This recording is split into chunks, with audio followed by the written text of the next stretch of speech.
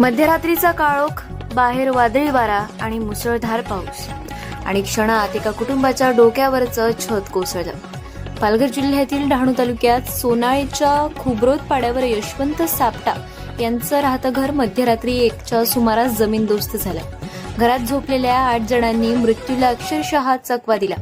सुदैवाने जीवितहानी टळली, पण आयुष्यभराचा संसार एका क्षणात उद्ध्वस्त झाला। घरातील अन्नधान्य, कपडे, संसारोपयोगी साहित्य सर्व काही ढिगाऱ्याखाली गाडले गेले। घरात बांधलेली जनावरेही जखमी झाली।